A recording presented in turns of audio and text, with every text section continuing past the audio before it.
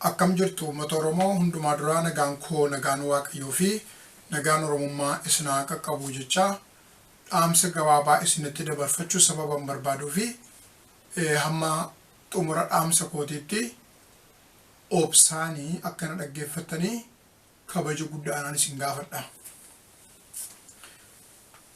Dhaamsa kana dabarsuudhaaf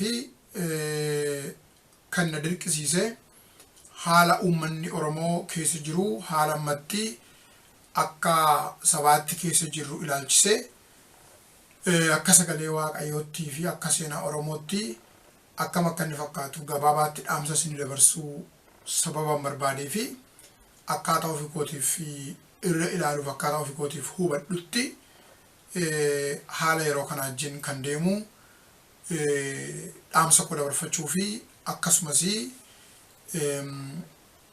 baay'ee akkanatti dhagahamee fi baay'ee keessi koo na dhukkubaa kan jiru natti dhagahamaa kan jiru rakkinni uummatni koo keessa jiru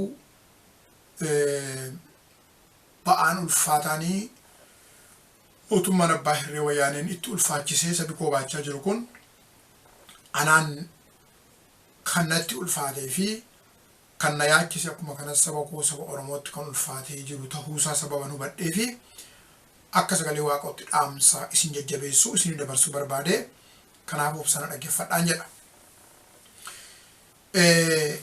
Har'a yeroon dubbadhu sagalee Waaqayyoo keessaa ragaa tokko tokko kaaseen dubbadhaa.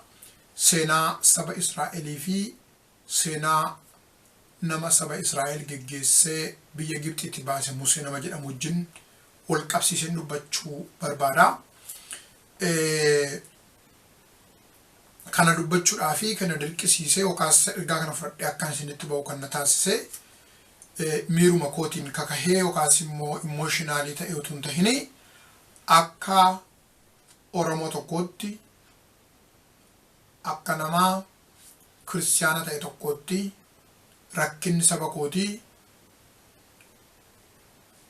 muddami sabni koo keessa jiru gabrummaan sabni Oromoo keessa jiruu fi waanjoo gabrummaa ofirraa cabsuudhaaf jedhee sabni Oromoo qabsootti jiru kun kallattiidhaan dhimma ilaallatuu fi anis immoo ba'aa kana baachaa kana jiru sababa ta'eef ergaa koo dabarfachuu barbaadeni. Tarii yeroon dubbadhu waa'ee Museetii fi waa'ee saba Israa'el kaasee sababan dubbadhuu fi kun Oromoo akkamitti ilaallatan nuti Oromoodhaa nuti Israa'el miti Museenis nu geggeessaa hin jiru akkamitti nu ilaallataa jechuu dandeessu. Oromoon nuti amantii kamiyyuu hordoftanii waan isin gargaaru sababa keessa jiruu fi bifa seenaatii waan anaasoo kana akkana dhaggeeffattanii fi obsaaf kabajaan isin gaafadha deebi'ee. Tarii namoonni lallabaa yeroo garagaraatti gidduu kanaa gadi lakkifamanii YouTube irratti akkaataa garagaraatti Facebookiiraan nama bira karaa Facebookis nama bira gahaa turan keessaa tokko namni lallabaan wangeelaa beekamaa guddaanii Oromoon tokko Malaakuu Olaanaa namni jedhamu waa'ee Musee kanaa wal qabsiisee barsiisaa akka ture yaadattu. Namni suni ammuma isatti ho'ee jennaanii waa'ee Musee jireenya saba Oromoo wajjin walitti qabee dubbatu otoo hin tahin waggaa dheeraadhaa kaasee naman beekuudha. Keessuma isaatii itti dhagahame durumaa isa keessa isaa jiru isa durumaa dubbatu onnee Oromummaadhaaf qabuu fi onnee wangeela dhugaa lallabuudhaaf qabu sana mul'isee ammas dubbachuu isaati malee callisee miiraan nama kaka'e miti. Nama sana baay'een kabajaa baay'een illee beeka baay'een illee jaaladha. Nama sanaan galatoomu jechaa kallattiidhaanii anillee waa'ee Musee walitti qabsiisee waan xiqqoo ishee dubbachuu barbaada har'a jechuudha. Macaafa seera ba'uu keessatti gaafa ilaallu saba Israa'el biyya Gibxi keessatti gabrummaa keessa ta'anii jireenyi gabrummaa keessa jiraachuu mirga dhabanii abbaa hirree jala buluu mirga hojjechuu mirga jiraachuu mirga dubbachuu mirga nagaan bahanii galuu mirga afaan ofii aadaa ofii misoomsuu sabummaa ofii daangaa ofii eenyummaa ofii tikfachuu isaarraa molqamee sababa jiruuf baay'ee gaddanii gabrummaa waan itti ulfaateef gara waaqayyotti iyyatanii jedha Macaafni Qulqulluun. Waaqayyo isaan gargaaree isaan dhagahee isaanii dhagahee isaan oolchuu ka'e. Museen saba Israa'el fuudhee adeemaa yeroo turetti Macaafa Seera Ba'uu keessatti 14 lakkoofsa 10 irratti kan arginu yeroo sabni Israa'el galaana diimaa cehuudhaa fi geggeessaa Museetiin deemaa turanitti galaanni guddaan galaanni diimaa fuuldura isaanii ture. Dudduuba isaaniitiin immoo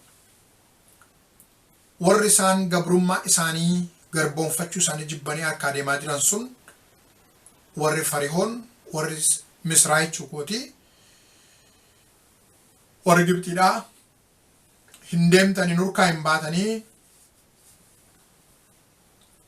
aangoo keenya jala bultuu akkas hin bulchinetti bultuu akka yaadaa jennetti yaadduu lafa dhaqaa jenne dhattu waan hojjedhaa jenne immoo hojjettu maqaa isiniif laanneen jiraattu qooda hojii isinii naannee kophaa hojjettu mirga keessan hiree keessan ofiin murteeffattanii nurkaa deemuu hin dandeessan jedhaniitu isaan duukaa bu'ani. Fuuldura isaaniitiin galaana diimaatu jira. Dudduuba isaaniitiin immoo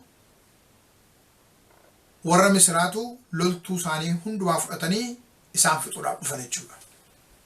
Iddoo kana keessatti Israa'elii sabni Israa'el jechuukooti waan godhan dhaban. Galaana fuuldura isaanii jira galaana guddaatu dudduuba isaanii waraana diinaatu jira waraana gabroonfataatu jira. Araara tokkoyyuu kan itti agarsiifne ajjeesaa kan ture ammas ajjeesuuf duukaa kan jirutu jira jechuudha. Asiin galaanni isaan fixaa yoo seenanii duubaan immoo diinni galaanatti isaan dhiibee jechuudha. Hin iyyan maaliif biyya sanaa baane Gibxiidhaa maaliif baane utuu achitti dhumne irra ta'e namni nu geggeessu hin jiru. Eenyutu nu geggeessaa jira? Eenyutu nu birmata? Eessa dhannu? Dachee kana hurrii gadi seenna moo? Samiitti ol ba'uu dandeenya moo? Galaana kanatti namni ni dhumna moo? Harka keenya duwwaa warra fardeeniif konkolaataa fudhatanii nutti duulan kana itti deebine lolla moo? Maal gochuutu nuuf ta'a jedhanii iyyan. Hin gaddan, abdii kutatan, hin dhiphatan, jaarsi jaartiin hin iyyan, dargaggeessini dargaggeettiin hin iyyite. Daa'imni harka jirtu hin iyyite. Horiin lubbuu qabu Israa'el uffatee deemaa ture hin iyye. Abdii kutannaa guddaatu ta'e. Dhiphinni akkasii seenaa dhala namaa keessatti nama mudatee hin beeku. Haala ulfaataatu saba Israa'elitti dhufe. Kana keessaa kan isaan baasu tokko hin argamne. Waaqayyo qophaan yoo deebisee sagalee ergee isaan gargaare malee nama biraa tooftaan qophaa'e kana keessaa isaan oolchuudhaaf kaa'ame hin turre.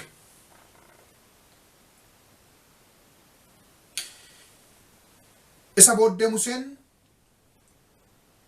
gaafa sabi kun abdii kutatee akkas dhiphatu seera ba'uu kanaa 14 lakkoofsa 13 irratti yoo ilaaltanii warra Gibxii argitan kana lammaffaa akka kanatti deebitanii argitan Waaqayyo isin oolcha gabii argadhaa. Waaqayyo isin oolcha oolchuu Waaqayyo hin dhufa. Waaqayyo isiniif diinota kana gidduu hin seena. Abdiin kutatinaa gabii argadhaa tasgabbaa harka keessan gara Waaqootti kaasaa ija keessan gara Waaqootti deebisaa Waaqayyo irratti of gataa malee abdii hin kutatinaa Waaqayyo isin oolcha jedhe. Macaafa seera ba'uu kanaa 14 lakkoofsa 15 irratti immoo gaafa ilaaltanii Waaqayyo Museedhaan maaliif gara kootti iyyita jedhe. Furmaati isaas harka jira. Waan ati gochuu dandeessu jira saba kana oolchuudhaaf. Waan sitti ganne jira. Mee of harka ilaali. Harka kee keessa ilaali. saba kana kan oolchu sirraa fagoo miti. Harka kee keessa jira, afaan kee keessa jira, qalbii kee keessa jira, laphee kee keessa jira. Isuma sirka jiru gargaarami sabi kun hin oola. Nan oolcha. Oolchuun koo iddoo biraatiin dhufu. Waanuma sirka jirutu dhimma baasa. Sa sirka jiru gargaarami. Ani Waaqayyo oolchuu kootiin nan argama ittiin jedhe. Sabi Oromoo iyyaa jira. Gabrummaa keessa jira. Gabrummaa jalaa ba'uudhaaf iyyaa jira. Walitti iyya. Walitti iyyaa jira sabi Oromoo. Bakkaa bakkatti walitti iyya. Hoduuma dhaggeeffadhaa miidiyaa irratti. Dhaamsa isaan dabarfatan dhaggeeffadhaa. Mootota addunyaatti iyyaa jira Oromoon. Bakkaa bakkatti walii isaatti iyyaa jira. Naaf qaqqabaa jechaa jira. Inni sun naaf kottu, inni kunis naaf kottu, naa oolchi. Ilaa diinatti dhufaa jira. Naaf birmadhaa Oromoo mana teessu jechaa jira. Iyyaa jira jechuudha. Gabrummaa keessaa ba'uuf iyyaa jira.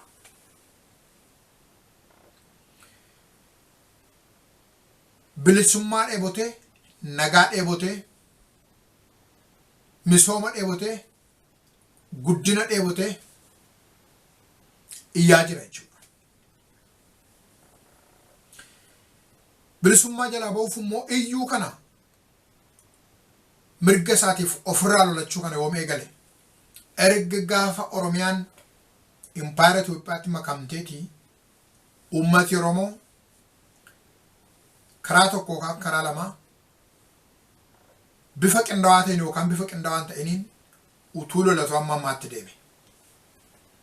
Utuu mirga isaa deebisee gonfachuu barbaadu, utuu carraa isaa, afaan isaa, aadaa isaa, lafa isaa, dachee isaa, biyya isaa, eenyummaa isaa of harka galfachuudhaa fi utuu carraaqu amma ammaatti deeme.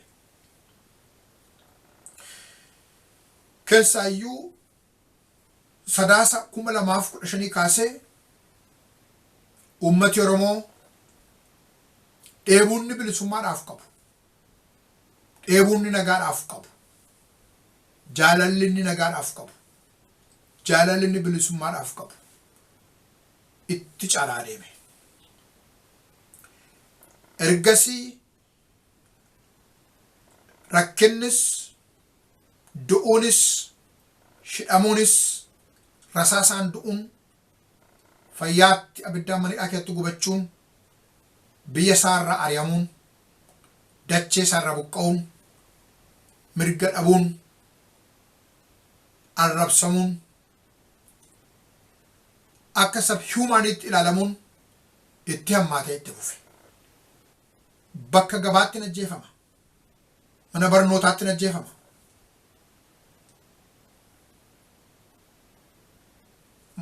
Mana sagadaa keessatti hin ajjeefama. Masgida keessatti gubateera, ajjeefameera.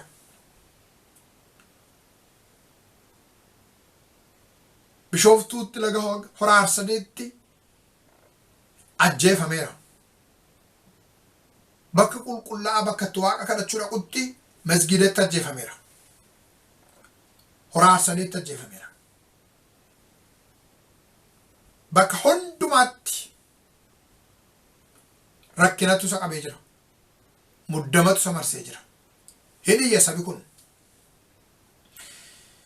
Saba akkasiyyuu kanaaf abboonni amantii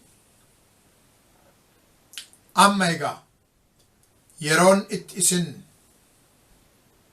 ulee keessan kaaftan, yeroon itti isin isa harka keessan keessa jiru ol kaastanii galaana kana gargar kuttan, yeroon itti isin saba kanaaf diina saba kanaa gidduu dhaabbattanii saba kanaaf dubbattan, saba kanaaf loltan, jaalalli isin saba kanaaf qabdan, aantummaan isin saba kanaaf qabdan mul'achuun kan isarra jiru amma. Waaqayyo Museedhaan yeroo ati hojjettu amma natti hin iyyinii isa sirka jiru gargaarami. Harka kee ol kaasi galaana kanarratti Israa'el hin caa'e.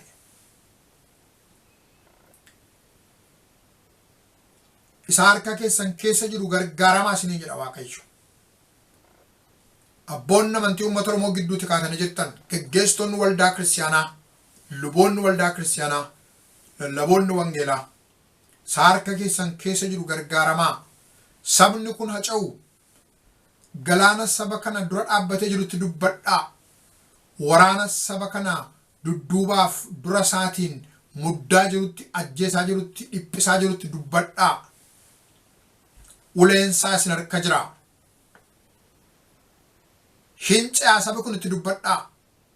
Isinii jira Waaqayyo. Sabi kun haca'u sagalee keessan dhageessisaa. Isinii jira Waaqayyo har'as. Saba nuti waggaa hedduu saba Oromoo irraa Waaqayyo akeeka qaba. Kanaaf wangeelli Yesuus Kiristoos gara saba Oromoo dhufe. Waaqayyo saba Oromoo barbaada jennee waggaa hedduu inni nuti lallabne. Yeroo inni mul'achuun isa jiru amma jechuudha. Saba nuti Waaqayyo hin barbaada, Waaqayyo akeeka irraa qaba jennu sanatu mana isaa keessatti ajjeefamaa jira jechuudha. Bakka sagadaatti ajjeefamaa jira jechuudha. Kolleejjii keessatti, haayiskuulii keessatti, elementarii iskuulii keessatti ajjeefamaa jira jechuudha. Lafa qonnaa isaatti diinni dhaqee ajjeesaa jira jechuudha. Mana isaa seenee diinni ajjeesaa jira jechuudha. Mana isaatti gadi waamee diinni ajjeesaa jira jechuudha. Ammas Waaqayyo kan isin jedhu dhaga'a. Itti dubbadhaa. Sabi kun haca'u. Rakkina saba kanaatti dubbadhaa. Diina saba kanaatti dubbadhaa. Inni isin harka jiru humna qabaa. Lubbuu qabaa. Sagalee qabaa. Aangoo qabaa. Dubbadhaa. Sabi kun hajajjabaatu. Dubbadhaa. Diina saba kanaa laaffisaa. Diina saba kanaa ifadhaa. Isin jedha Waaqayyo. Yeroo akkas jennu abboota amantii uummata Oromoo keessaa ka'an qophaatti dubbachuu qabamoo kana dura kan dubbatan jiru seenarraa maal barra? Fakkeenya gabaabaa fudhanna. Biyya Taanzaaniyaatti uummanni bicuun, uummatni adii, uummata gurraacha qabeenya irraa fudhatanii hiyyoomsanii gaafa isaan rakkisan waldaan kiristaanaa saba mirga isaa dhabe kana gargaarte. Hin dubbatteef. Akka sabi sun bilisummaatti dhaquuf haala mijeessite. Pilaatfoormii isaa hojjette. Warra siyaasa geggeessanii wajjin taateetu haala mijeessiteef hin gorsite, sheeppi goote. Warra saba cunqursan kana ifatte. Jijjiirama fidde. Afrikaa kibbaa fudhaa. Yoo hundumtu waldaa kiristaanaa apartaaydiidhaan mormuudhaa baatan iyyuu waldaan kiristaanaa hedduun uummata gurraacha deeggartee apartaaydiidhaan mormite. Gurraacha Afrikaa kibbaa yeroo dheeraadhaaf kan gadi qabee irraa kufe. Sabi birmadummaa isaa gonfate. Kana qophaa miti. Biyya Ameerikaa irraa maal barra? 2001 September 11 booddee waan irraa barru waan gabaabaan jira. Waa hedduu keessa waa gabaabaa dubbadha. Tokko hin gaddanii, lama hin bo'anii, sadi hin kadhatanii, afur tokkummaa isaanii isa durii caalaa cimsanii, shan diina mana isaanii dhaqee daangaa isaanii seenee isaan ajjeese ofirraa loluu itti fufan. Kadhannaan baay'ee barbaachisa. Humna guddaas qaba. Jijjiiramas hin fida. Garuu kadhannaa qophaadhaan biyyi bilisa hin ba'u. Garuu oluma deebinii kadhachuu qophaadhaan biyyi bilisa hin ba'u. Ol deebanii kadhachuu qophaadhaan mootummaan abbaa irree sabarraa hin deebi'u. Ajjeesaan saba hin dhiisu. Kadhachuutti dabalamee wanti hojjetamu jira. Warri Ameerikaa hin kadhatanii sagantaa itti baasanii lammaffaa kan sana fakkaatuuf kan sanarra hammaatu akka ittiin dhufneef ofirraa lolanii. Haqa isaaniitiif lolanii. Garuu adda addummaan tokko jira. Kan Ameerikaa mootummaa Ameerikaatu saba isaarraa biyya isaarraa lolaas jira. Kan keenya immoo mootummaatu lola. Kan uummata Oromoo immoo mootummaatu uummata lola. Mootummaatu uummata ajjeesa. Mootummaatu waraanatti gallakkisee uummata qala. Uummata ajjeesa. Akka namni re'eellee hin qalletti, akka namni loonillee seera malee hin qalletti uummata Oromoo mootummaan waraanatti gadi lakkisee ajjeesa qala jechuudha. Garaagarummaan keenya kana. Uummanni Oromoo haala akkasii keessatti ofirraa loluu hin danda'amoo hin danda'u yoos isa jedhu kaasuu dandeessu.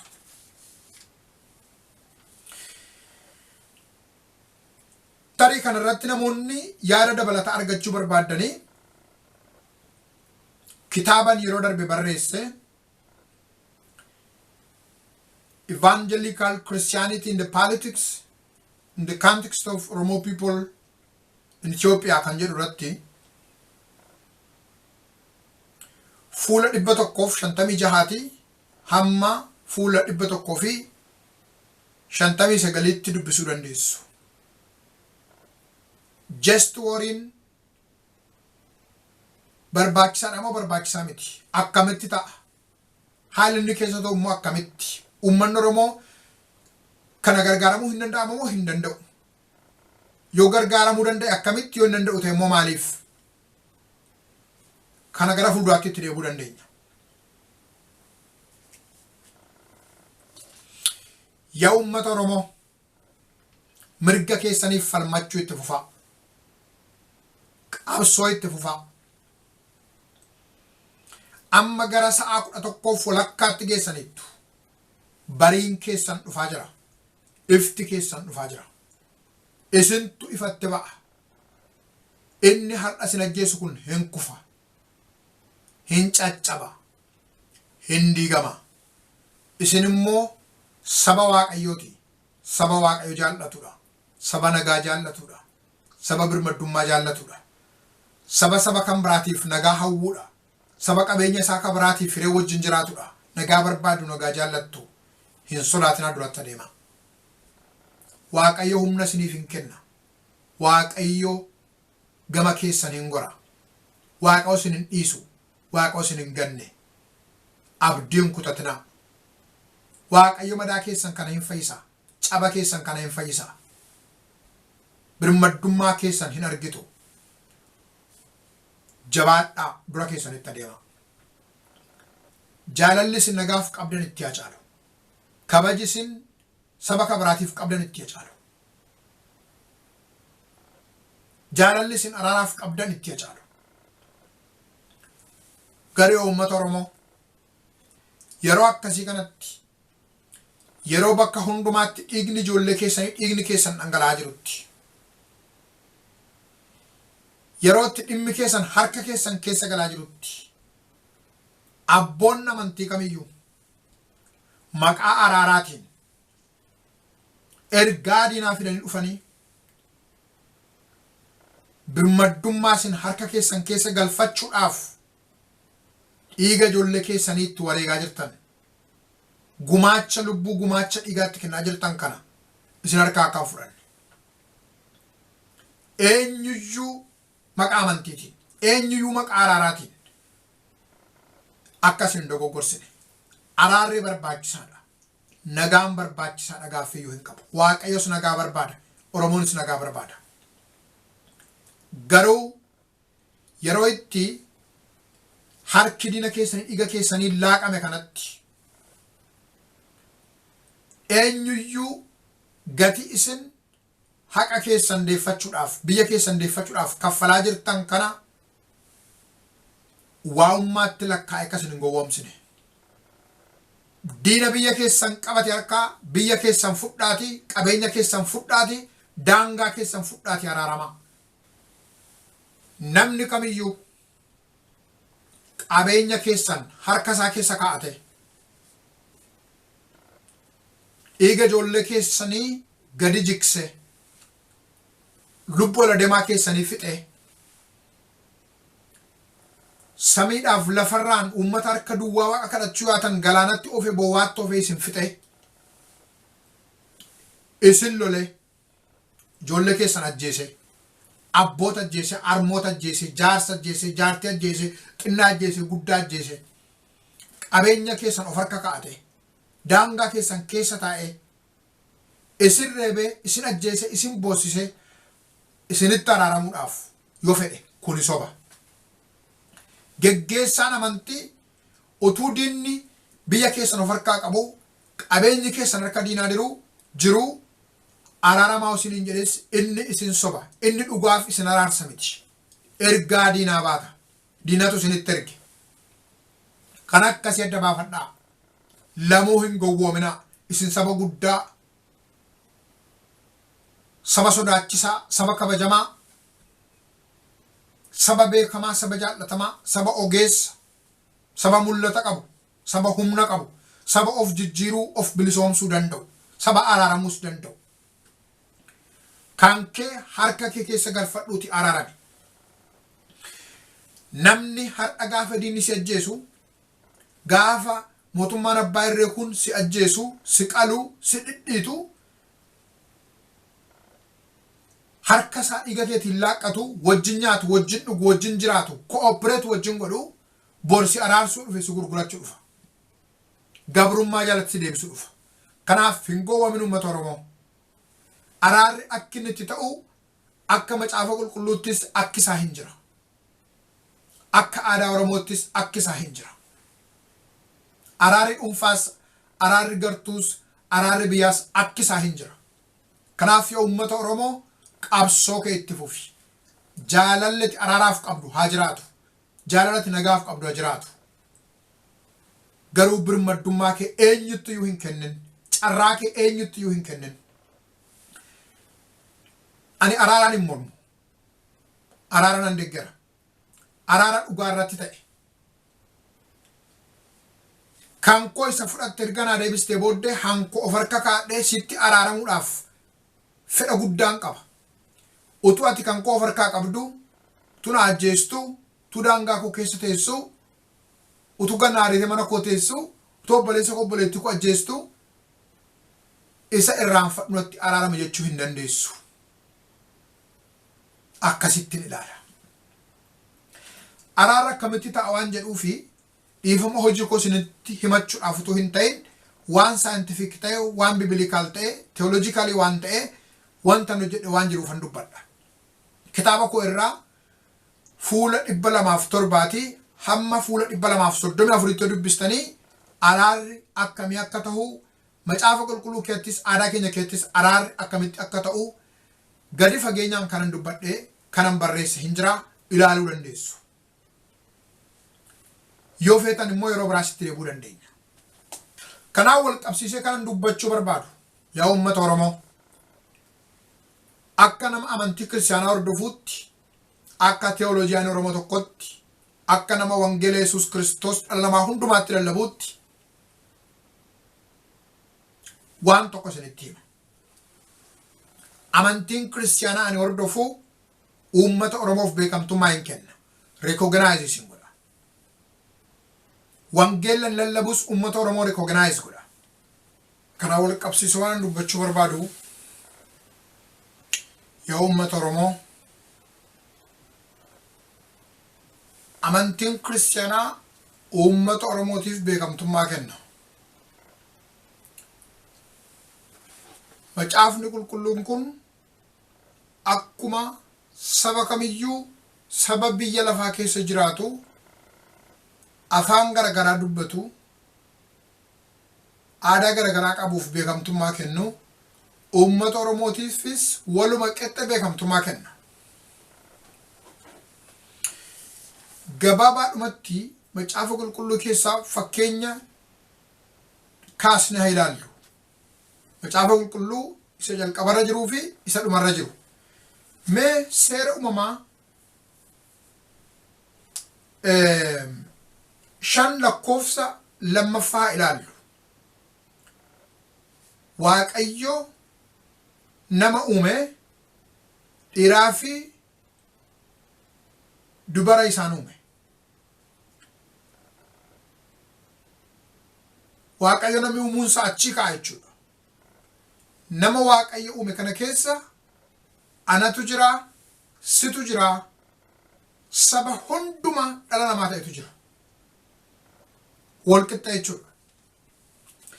Amma immoo macaafa qulqulluu keessaa isa dhumarra jiruudhaan mul'ata Yohaannis 7:9 Yohaannis gaafa mul'ata argu akkas jedha. Achitti kan argee jedha. In heaven mootummaa waaqayyoo keessatti saba hundumaa keessaa, afaan hundumaa keessaa, gosa hundumaa keessaa, saba hundaa keessaa Oromoo jira. Gosa hundaa keessaa Oromoon jira. Afaan hundaa keessaa afaan Oromoo jira. Macaafa qulqulluun uummata Oromoo akka inni ta'etti recognize godha. Beekamtummaa kennaaf. Wangeelli ani lallabu kun uummata Oromoo Itoophiyaa, Guraagee, Amaara, Adii, Gurraacha akkuma recognize godha. Akkuma beekumtummaa kennuuf Oromoofis beekamtummaa kenna. Kanaaf ani Oromoo Waaqayyooti. Atis Oromoo Waaqayyooti. Inni kan biraan immoo Amaara Waaqayyooti, Tigiree Waaqayyooti.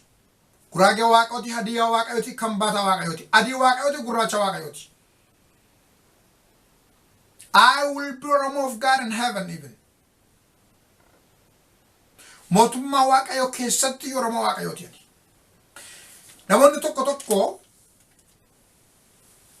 macaafa qulqulluu irruma isaa keessa dubbisuudhaan seenaa macaafa qulqulluu gadi fageessanii hubachuu dhaban yookaas immoo seenaa biyyi lafaa kun kana keessa jiru hubachuu dhabuu isaaniirraa kan ka'e yookaan dogoggorurraa kan ka'e waan biraa isinitti lallabuu danda'u. Dogoggora isinitti lallabuu danda'u.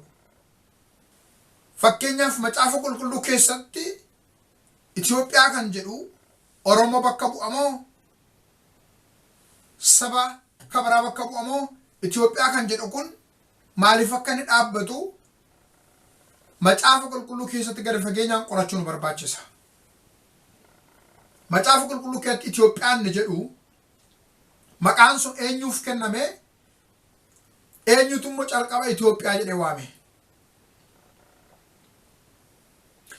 Macaafa qulqulluu keessatti Itoophiyaan ni jedhu kuni Itoophiyaa ishee har'a gaanfa Afrikaa keessa jirtu di Itoophiyaan empire ishee jennu ishee 1890 keessa ijaaramteedha moo Itoophiyaa ishee macaafa qulqulluu keessa jirtu moo Itoophiyaa see even dhaloota Kiristoos dura waggaa 700 fa'a yookaas immoo waggaa 2700 fa'a dura waan ishee kan dubbatamedha. Eenyuun immoo reprezentii godha Itoophiyaan jedhu sun. Seenaa beekuu nu barbaachisaa jechuudha. Kanaafi gadi fageessitanii beekuu namoonni barbaadanii dhiifamaa wajjin ammas hojii manaan isinitti dabalaa kitaaba kooratti fuula 73 hanga 83 dubbistanii biblically, theologically, historically Itoophiyaa kan jedhu kun uummata Oromoo akkamitti akka reprezentii godhu Itoophiyaa isa har'a gaanfa Afrikaa keessa jirtu immoo akkamitti akka inni bakka hin buune gadi fageenyaan raagaadhaan arguu dandeessu. Uummatni Oromoo dogoggoruu isarra hin jiru. Haala akkasii kana keessatti namoonni ergaa adda addaa fuudhanii dhufanii frustrate gochuu danda'u, abdii sun kutachiisuu danda'u, isin yaaddessuu danda'u. Akkasini waan hojjetan wal dhaaltan abdii akkasin kuttan akkasin wareertan akkasin naatanii fi confuse isin gochuu danda'u. Ergaa garaagaraa baatan dhufuu danda'u. Dhaabbadhaa. Jabaadhaa. Humni isin hin bu'in. Hin sodaatinaa. Waaqayyo isin wajjin jira. Oromoon wal wajjin jira. Abbaan mirgaa isin baataniitti harka duwwaa hin galtan. Boojuudhaan galtu. Faarfannaadhaan galtu. Gammachuudhaan galtu. Har'a muddama. Har'a yaaddoodha. Har'a dhiiguudha. har'a cabuudha har'a burkutaa'uudha har'a humna dhabuudha abdii kan hin qabne fakkaachuudha gadduudha fira dhabuudha abbaa manaa dhabuudha obboleessa dhabuudha obboleettii dhabuudha qabeenya dhabuudha gidiraa fi muddamaaf rakkinaaf ari'atama guddaa keessa jirtu abdiin jira waaqayyo abdii keessani qabsoo sina dhagochaa jirtan kun abdii keessan biqilcha ifa keessan fida jabaadhaa isin saba humna qabu saba aangoo qabu saba of bilisoomsuu danda'u saba carraasaa harka isaa keessa galfachuu danda'u saba gaarri gadi hin qabne saba humni namaa gadi hin qabne saba eenyuyyuu gadi hin qabne you are powerful nation jabaadhaa hin sodaatinaa walin buusinaa isa durii caalaa humna qabaadhaa isa durii caalaa walitti deemaa isa durii caalaa wal tumsaa isa durii caalaa wal kabajaa isa durii caalaa wal jaaladhaa jaalalli isin nagaaf qabdan jaalalli isin araaraaf qabdan jaalalli isin bilisummaaf qabdan caalchise hababa'u aadaan isin kabaja namaaf qabdan cimsee haa jiraatu duratti deemaa humni isin hin bu'in haqa waan qabdaniif haqi hin mo'a dhugaan yeroodhaaf firee hin qabu dhugaan yeroodhaaf nama birmatuuf hin qabu dhugaan umurii qaba dhugaan hin badu dhugaan hin du'u dhugaan hin citu dhugaan gubatee hin badu dhugaan hin ajjeefamu dhugaan owwaalamee wachii ka'a hin kaatu jabaadhaa dhugaatti isin ijjiin jira jabaadhaa har'a isinitti fakkaachuu dhiisuu danda'a bor garuu gammaduuf jirtu dhalli keessan gammaduuf jira seenaan keessan ol ka'een dhaabbata dhiigni abboota keenya darbanii dafqi isaan inni xuruurfate lafa onaa keessatti gammoojjii Oromiyaa keessatti inni isaan kufan inni isaan du'an har'allee soorama ba'anii dul'oomanii kan jiran qabsoo kana keessatti umurii isaanii kan fixan karaa garaagaraa har'ayyuu aarsaa kaffalaa kan jiran lubbuu isaanii kan itti dhaban qaami isaanii itti hidhatee kan jiran umurii isaaniitiin keessatti dul'oomanii kan jiran dhiiga isaanii dhangalaasanii dafqa isaanii xuruurfatanii dachi Oromiyaa har'a isin irratti kuftanii du'aa jirtan kana daangaa ishee sararani har'ammoo dhiigni keessan dhiigi ijoollee keessanii dhiigni ol adeemaa keessanii dhangala'uudhaan dhiigni isaanii Oromiyaa keessaa gabrummaa haxaa jira dhiqaa jira jabaadhaa abdiin jira waaqayyo abdii keessaniin fida waaqayyo ifa keessaniin fida waaqayyo gama keessan jira homtuu isin dogoggorsin homtuu isin hin raasin moo'ichaan hin galtu jabaadhaa abboon amantii hammar'aatti uummata Oromoo wajjin dhaabbattanii karaa beekamuuf hin beekamne karaa mul'atuuf dhokatuun aarsaa kaffaltan saba kana gargaartan saba kanaaf kadhattan saba kana jajjabeessan saba kana gorsitan galata qabdu warri saba kanaaf wajjin dhaabbachuu hin barbaanne ergaa sabaa baattan mana diinaatti galtanii diinaa wajjin nyaatanii diinaa wajjin dhuddanii tooftaa diinaa fiddanii saba kana irratti ergaa kan dabarsitan sammuu saba kanaa hadoochuu doomsuu daboomsuu kan barbaaddan afaan keessan qabadhaati ta'a sabi kun birmaddummaa hin fudhata garaan isin haacitu deggartanis dhiistanis sabi kun bilisa hin ba'a garuu waan tokko isin kadhanna saba kana arrabsuu saba kana xinneessuurraa of qusadhaa afaan keessan qabadhaa ta'a sabi gabroome kun birmadduu hin ba'a Oromoon saba guddaa saba biyya qabu saba afaan qabu saba kabiraa'u jiraachisuuf poteenshaalii ga'aa qabudha saba guddaadha saba kanaan proud godhaa ittiin koraa ittiin bonaa ittiin boqu keessan ol qabadhaa deema sabattiin qaanaan miti saba keetti qaanaan miti sabattiin salphatan miti sabattiin bonan sabattiin koran saba nama boonsu saba nama korsudha Museenii gaafa Israa'el galaana diimaa cehuu waaqayyo gaafa isaan ceesisu akkas jedhe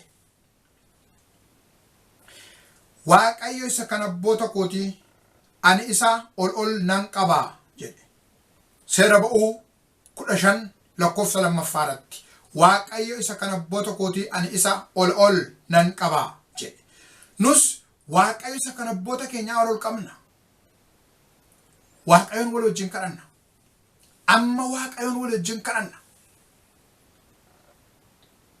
mee bakkuma jirtanii lallaba kana dhaggeeffattan dhaamsa koo kana dhaggeeffattan amantii kam keessa jiraadha amantii keessaa iyyuu dhibaa kamiyyuu ta'a namni Oromoo taatan Oromoo ta'uu dhiisaa namni afaan hin dubbadhu kun isiniif galuu rakkinni uummanni Oromoo keessa jiru kan isinitti dhagahamu. Amantii kam keessaa kottaa amantii hin qabaatinaa.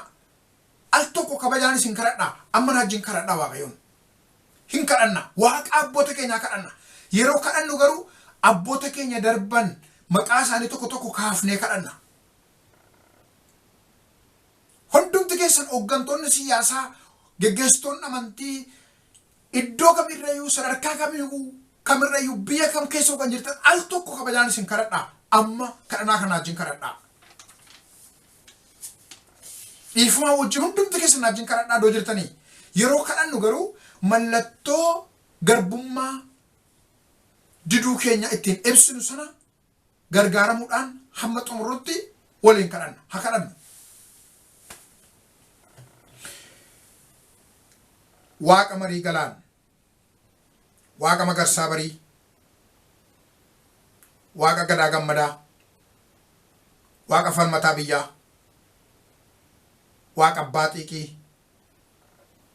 Waaqa eeggazuu bantii, Waaqa raanaa qacalee, Waaqa fafaan dooyyoo, Waaqa dhadhachuu boruu, Waaqa dhadhachuu mul'ataa, Waaqa taaddasaa birrii, Waaqa gara sudhukii,